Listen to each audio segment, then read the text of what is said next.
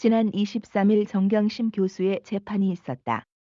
표창장을 위조한 업무방해 등의 혐의로 징역 4년형의 벌금 5억을 선고받고 법정 구속됐다. 뉴스를 접하며 브라질 상황을 다룬 다큐멘터리가 떠올랐다.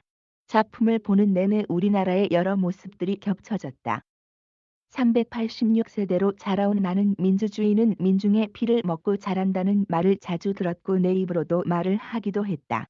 민주주의가 억눌리고 있다는 생각이 들 때는 투쟁이 구호가 되었고 민주주의가 정착됐다고 생각되는 지점에서는 승리의 구호가 되었다. 다큐를 통해 접한 브라질의 모습도 다르지 않았다. 군부 정권을 몰아내기까지 민주주의 정착을 위해 투쟁한 사람들은 비참하게 죽거나 감옥에 갇히거나 고문을 당했다. 다행히 그러한 순환에서 잠시 피한 사람들은 아무도 모르는 곳에서 익명으로 민주투쟁을 이어가기도 했다. 다큐는 미완으로 끝났다. 민주주의의 표상이었던 한 대통령은 탄핵당했고 한 대통령은 감옥에 갔다. 국민은 양쪽으로 갈라졌고 양 진영으로 갈라진 국민들은 더욱 극단적으로 대립된 모습이었다. 21년간의 독재를 끝내고 민주정부를 탄생시킨 나라는 다시 과거로 빠르게 회귀하고 있다.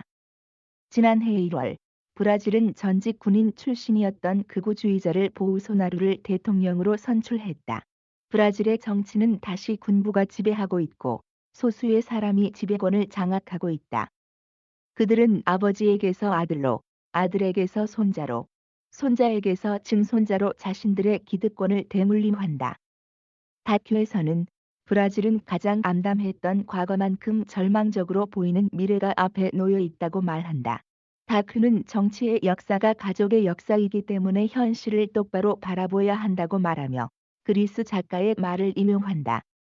민주주의는 부자들이 위협을 느낄 때만 작동한다고 했죠. 그렇지 않으면 기득권의 과도 정치가 등장한다고요. 내레이션을 통해 나오는 말이 마음을 흔들었고 갑자기 답답해졌다. 룰라의 재판을 담당했던 판사는 세르지오 모로였다.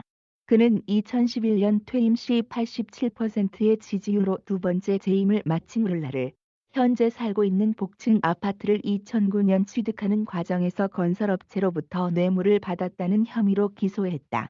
룰라는 자신에 대한 부패 의혹에 대해서 구체적인 증거가 없다며 무죄를 주장했고 재판 과정에서도 아파트가 그의 소유라는 증거는 나오지 않았다. 그는 1심 재판에서 9년 6개월의 징역형을 선고받았고 상고법원에서는 형이 12년으로 늘어났다. 2018년 대선에서 지지율 선두를 달리던 룰라는 아직 감옥에 있다.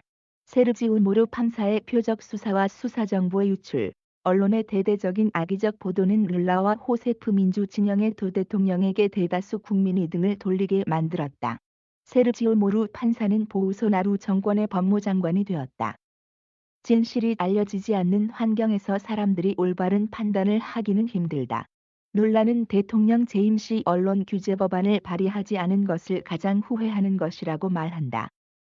검사들은 자기들의 사건을 구경거리로 만들려고 했고 언론에서는 룰라 가족들의 집을 급습해 수색하는 장면이 보도됐다.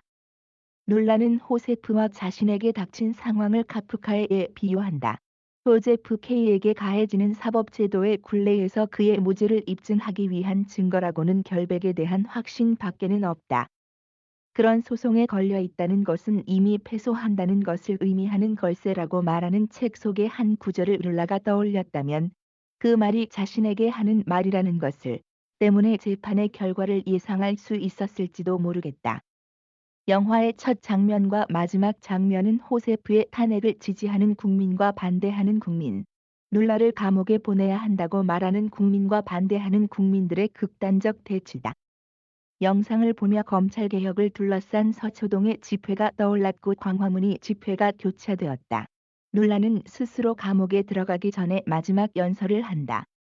우리나라의 상황으로 돌아와서 우리의 검찰과 사법은 브라질과 다르다고 말할 수 있을까? 우리 사회를 혼란에 빠뜨린 여러 가지 사건들은 마무리가 되지 않은 채 흐지부지 기억에서 잊히고 있다. 여전히 정의를 믿어야 할까? 민주주의는 언제까지 정중함을 지킬 수 있을까? 우리 자신의 불쾌한 모습이 선명하게 드러나는 순간에 우리는 폐허를 극복하고 새롭게 시작할 힘을 낼 수는 있게 될까?